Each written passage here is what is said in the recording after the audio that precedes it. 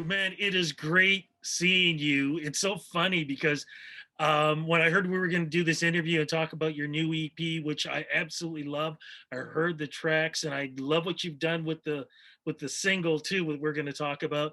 I was thinking back to the last couple of times when we saw each other, and it was always good times, man. Whether it be on the red carpet or in a session, or or just sitting down and talking in person. Who would have thought, man, a year later we would be doing this on Zoom, the way the world has changed. What was 2020 like for you, dealing with COVID-19, isolation, and the things that we saw on the news and social media?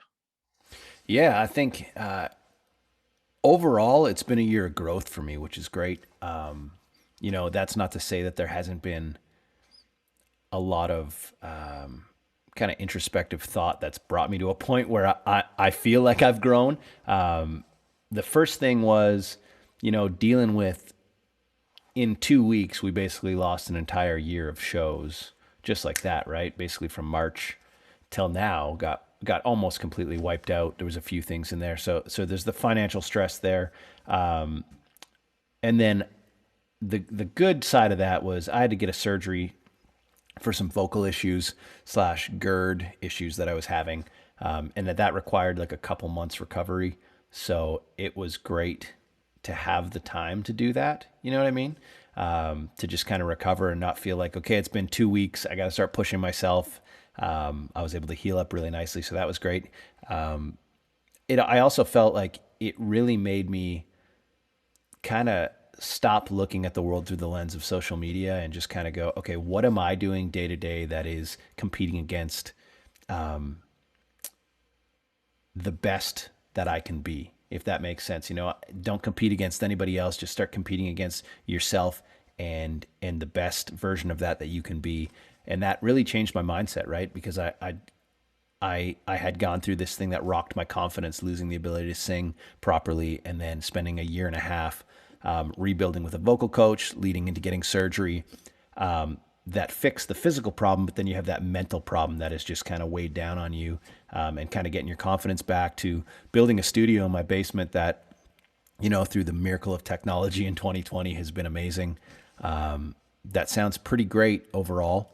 And just kind of starting to look at music in a way of, what am I creating that I'm proud of? And if I'm proud of it, then that's a success, and constantly trying to push the bar, going, okay, I did this and I'm proud of this and this sounds great, but like, let's make this sound better and let's make this sound better, instead of being a little bit stagnant. So it's definitely been a year of growth, and not having to lean on other people. You just kind of, if you need to do something, you learn to do it, right? You learn to be creative. I can't fly to Nashville. I can't fly to LA to write. So you start writing over Zoom, which has now kind of been a thing I like probably more than traveling, because most days, if I keep the camera high enough, I don't have to put pants on. So that's pretty awesome. You roll out of bed, you grab a coffee or whatever, you're like an orange juice, and you just come downstairs and turn it on, and you catch up with friends, and there's literally no cost to it other than your internet bill and maybe some gear that you had to buy along the way. So I think I'm going to come out of this 2021 vibe a little bit better off than I went in, if I'm being honest. How serious was the vocal problem that you had? When did you discover it? And if we weren't in a pandemic where shows were canceled, would you have still toured with that problem? I mean, like, could you have lost your singing voice completely? Uh, so to answer that kind of in two parts, it hit me in, I want to say 2000, end of 2018. I think it was end of 2018, beginning of 2019. I was on tour with Dean Brody, and we were playing like stripped down, sold out, soft seat theater. It was an acoustic show, and a little bit more singer songwriter vibes, telling the stories. And we got to night three, and I went to sing, and something just wasn't right. Like, it just felt weird. And that progressively kept getting worse throughout that tour. Left that tour, went out on the road with Tim Hicks and Tebe. We're playing arenas, and some arenas and some just bigger venues.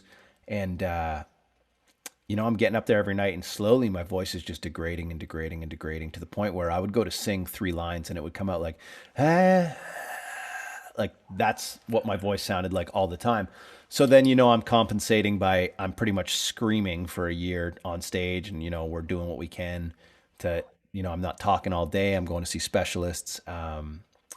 But now, having been through it, what ended up happening was I've had GERD since I was 24, so reflux, and just constantly having issues with that. And it just began to take its toll, right? My vocal cords, they were saying when I'd wake up in the morning, they were the equivalent of someone who had been screaming at a concert all night. So that was my starting point every day. So you know, after like a loud night at a bar or whatever, your voice kind of feels toast. I started there every day. So by the time, you know, 9 o'clock, 10 o'clock came at night, you do interviews, you're up early, you're tired because you're on the road. I had nothing left. And then I also had a hiatal hernia. So anytime I would use my diaphragm to support my voice, I was actually squeezing my stomach because it's popped up through my lower esophageal sphincter. Yeah, I said sphincter, and yes, you can giggle. Um, and it was basically forcing acid up my throat. So getting all of that kind of fixed up, and they ended up wrapping my stomach, doing a thing called a laparoscopic toupee, where they wrapped a third of my stomach around my esophagus to tighten that the valve doesn't work at all. I have zero tension in it. So they created an hourglass shape, and that's been way better. But yeah, if I didn't have the ability to do that, to take time off and get surgery, I think it would have got to a point, because it was both physical, but then it became a mental thing, right? Like my anxiety. I've always been an anxious person, but it was to a point where I would get into a room. You know, we'd go to cut a live session, and if I didn't know for sure that it was something that I could overdub or something that I could punch stuff, within seconds of walking into that room, I would be drenched in sweat, like just cold sweats, like dizzy, confused. Like it got really, really bad, for a while.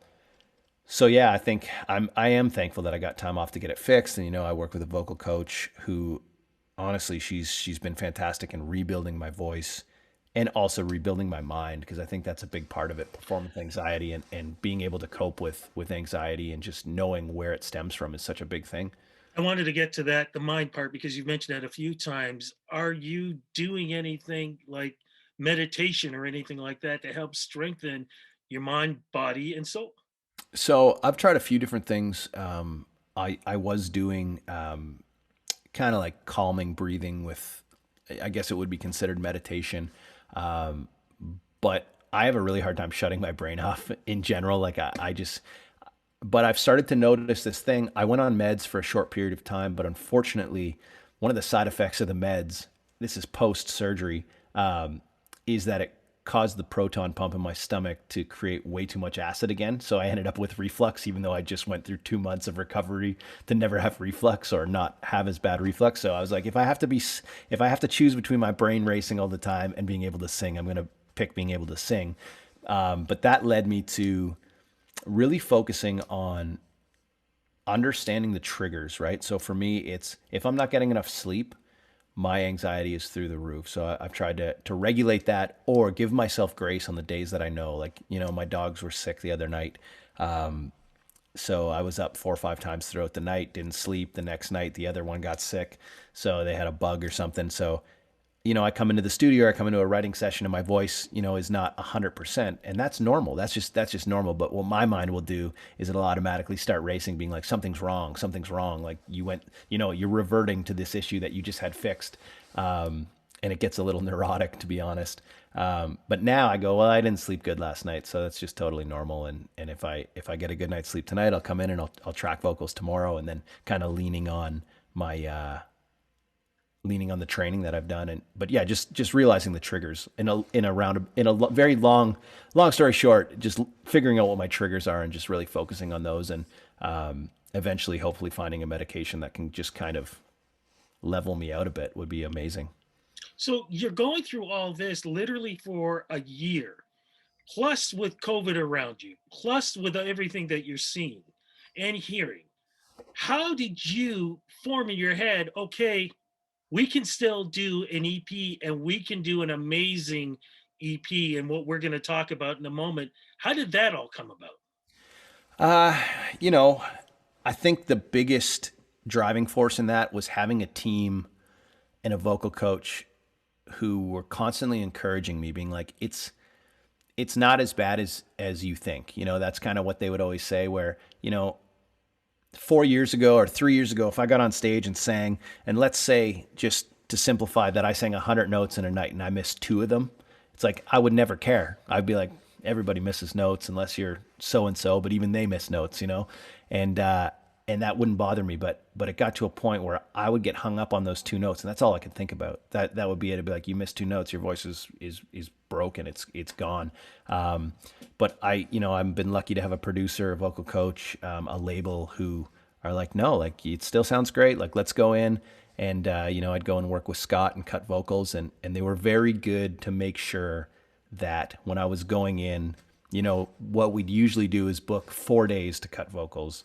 And this time they're like, you know what, we're actually going to book 2 weeks just so you got some time, just in case anything happens, we'll take our time. And we went in and we cut, we sang for maybe 45 minutes a day, and then we'd go get a beer and go get lunch or whatever. Or Scott would get beer and I drink water because I was trying not to have reflux. And we got to the end of it and it sounded great. And I was just like, yeah, this is cool. So I really credit my team for not throwing in the towel and just kind of doing everything that they could to kind of keep the ship moving forward, even though I was kind of in, fight or flight mode a little bit. But yeah, they did an amazing job of that. So yeah. See, here's the funny part, because I actually listened to the music first before I read about the whole story. And my first thought was, man, your voice sounds better than I've ever heard it. So it's an amazing story for me to hear where it all came from, because yeah, man, you are sounding great. So congratulations on yourself and the vocal coaches and everybody who's there for you on this.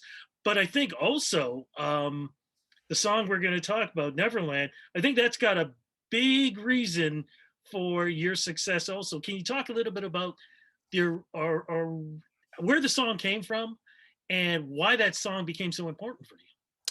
Yeah, so Neverland was a pitched song to me, and in order for me to cut something that's coming from the outside, I have to have an immediate connection. Like, I got to listen to it, and by course one, I'm in goosebumps. You know what I mean? Like, and it's not often that happens, but when it does, it's undeniable. And I grew up in Sudbury. I still live here. I've moved back because you can take us into the city, but you can't take the country out of us, kind of thing. I'm going to make that stop going off. Apologies. Yeah, I got mine on Do Not Disturb. I thought I had it muted, and my phone's been doing some crazy things lately that I just can't seem to make stop. I don't know It's what. technology, my friend. Technology. Yeah, I'm like an 85-year-old man trapped in a 30-year-old body. It's funny when it comes to tech. No, but so coming from a small town, I was an iron worker by trade prior to, chasing music and bartending and doing everything that I had to do. And literally everybody told me I was crazy to just like give up a job that I could be making, in another year of doing it, I would have been making close to 100K a year with overtime. And, I remember even before that, high school, my guidance counselor sitting me down being like, what do you want to do for the rest of you? Like, what do you want to do? We got to pick courses. Like, you're talking to like a 16-year-old kid. Like, I don't even know what I want for breakfast the next day. You want me to pick my life career? Like, it's crazy. And telling her, yeah, I'm going to be a musician. And I said, well, that's not a real job. What do you want to do? I was like, I don't want to work a real job. I want to work an unreal job, like, and that was kind of it. So everybody, not everybody, my parents were always super supportive, but a lot of people along the way, they tried to sow those seeds of doubt. So when this song came along, it really hit home with me. So many moments, getting laid off from a job because I told them that I didn't want to go back to trade school. I wanted to take my money and go cut a record. And that was at, morning coffee. And when I came back for lunch, my pink slip was sitting on my lunchbox. So it was just like, that's fine. It is what it is. I understand people are trying to run businesses and whatnot, but this song just felt so close to home for me. It really felt like something that I wanted to inspire the kids and the people that are chasing dreams, that are being told you can't do that. And it's like, well, maybe I'll just crash and burn and fall right on my face. But, for me, it ain't the finish line. It's all about the race. And that's it, man. Like chasing happiness, you can chase money, but it's not going to make you happy. Maybe for a short time, but I look around and I look at all the people that I look up to and the people that I try and strive to be like. And those people only do two things: they compete with their potential and nobody else's, and they chase happiness. And for me, I was like, that's it, and that's what this song is. This is what this story is so amazing. So you've got this great song that you have. You've been through everything that you've been through. You decide, okay, let's record an EP, but you do it in the purest sense. And explain that, because you strip it down, because now what do we really get? We get a few instruments, but we get your voice in the purest form. Talk about the EP, please, and why taking that approach, especially everything that you've just been through. Yeah. So okay. So two parts to this. Again, we cut like a full studio version of Neverland, and that was released in 2020. And then having gone through all of this, this was kind of a challenge to myself where I was like, man, I would have never batted an eye stepping onto any stage anytime. Didn't matter if there's a PA or not. I would have been confident in singing it and just like knowing, trusting that I would crush it or be confident enough to pull it off. And after having my confidence rocked for so long, I finally got to a point where I was comfortable, and I set that as a goal for myself. I was like, I love these songs, and I want to take them back to the roots. I want to go back to stripping them down, to letting the songs speak for themselves, letting my voice speak for itself. And it was a bit of a risk because I didn't know, right? We did this just before I went in for surgery.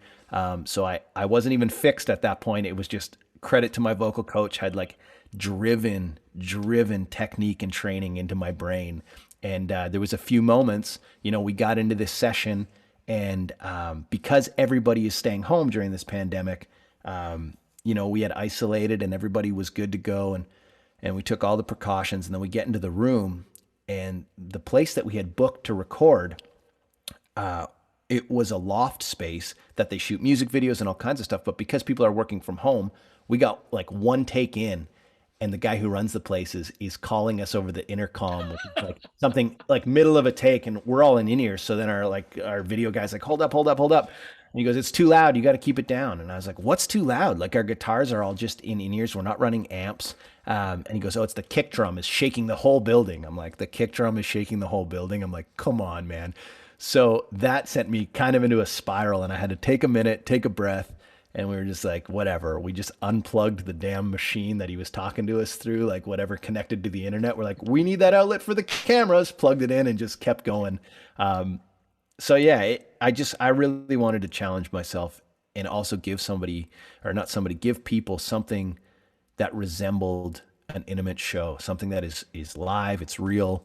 Obviously we polish it and make it sound as great as we can, but like you have to work with what you have to work with. That's it, right? You know what I mean? And it just, I wanted to give a visual aspect to that as well, and I feel like we knocked this one out of the park. So I'm really happy with it. So I want to make sure, first off, give us the name of the EP. And second, so the videos that I saw, those are actually the recording sessions that you did to create these songs. Yeah, so we released one EP called the Neverland EP in 2020, and then we went back in and we released we released something called the Wanderspace Sessions, Right. which that was the name of the loft, was Wanderspace Loft. And those are live. Those are the stripped down. You can you can watch the video on YouTube, or you can stream just the acoustic versions of these songs, which is those live takes on any streaming service that you use. And there's so many of them now. It's hard to keep track, but yeah. And there's gonna be a third to this. So that was actually released today. Yeah. Right. So we did Neverland. Neverland is the name of the song and the name of the original EP, and then we released that video. We released I Needed That, and then today we released Didn't Know Me.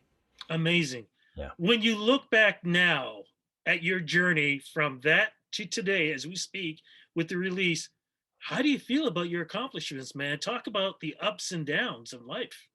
There's something that Chanel Guyton, who's my vocal coach out of Nashville, said to me probably about 6 months ago, and she said it's almost springtime, and that's what actually inspired the album art for the Neverland EP, which is flowers coming out of the ground, because she's like, you've been in this winter where it's dark, it's cold, it's you're kind of broken, your voice hasn't been working. But she's like, I can hear it, like it's starting to change. And I get goosebumps talking about it, man, because I was in a bad place. Like, I wasn't putting pants on most days because I was just like, I was not in a good headspace. And to feel like I've come out and like grown and gotten parts of me back, it's so good. It's so good.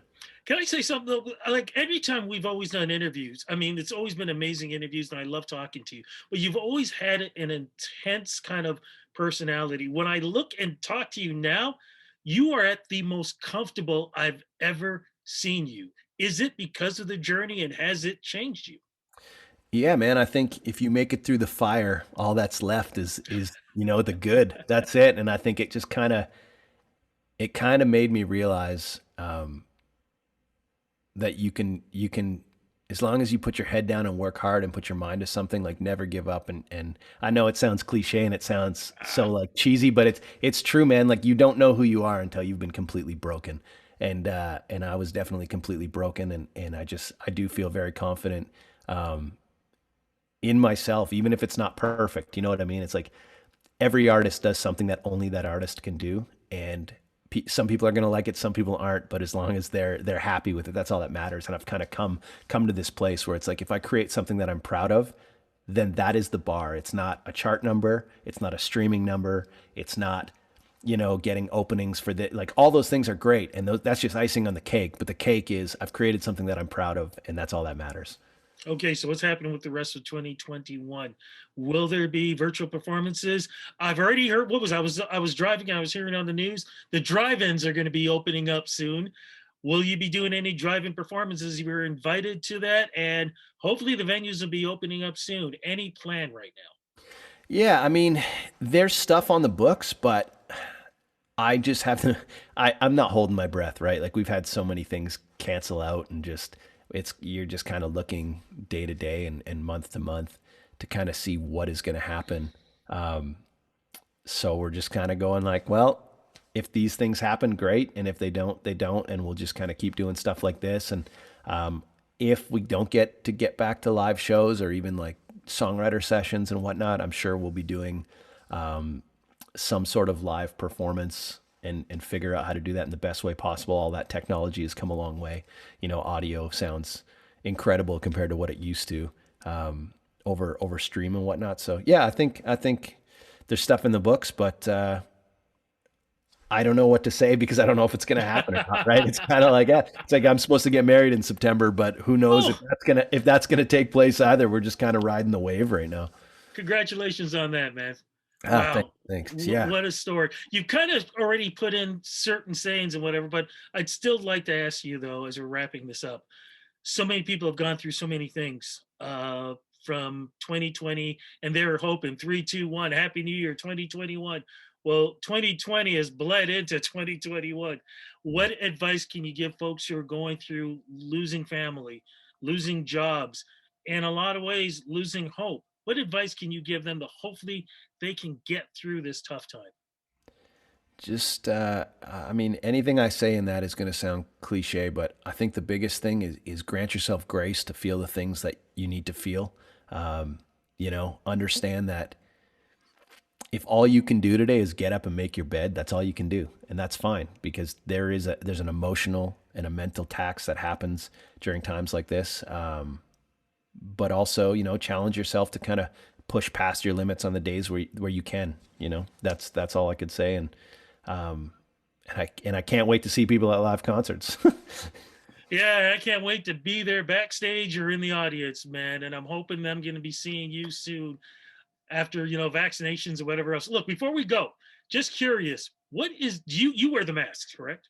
I do, yeah, yeah. Okay, you probably don't have it with you, but what is your favorite mask and why? I actually do. Oh, you do. Okay, I've got a few of them.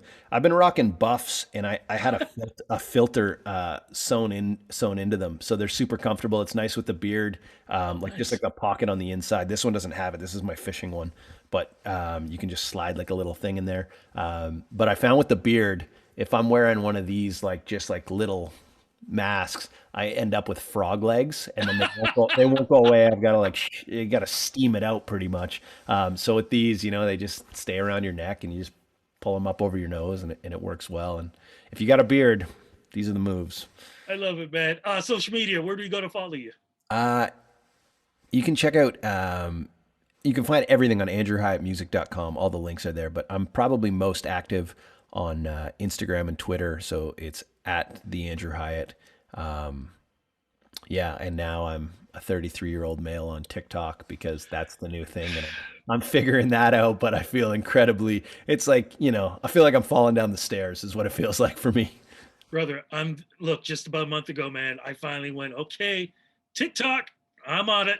And yeah, if you're falling down the stairs, man, I'm falling out the window. So either Yeah. way, look, man, it is great seeing you. Congratulations on everything that you've gone through and have been able to complete. I'm looking forward to seeing what you're going to do in the future, man. And I am crossing fingers that somewhere in 2021, we won't be doing this.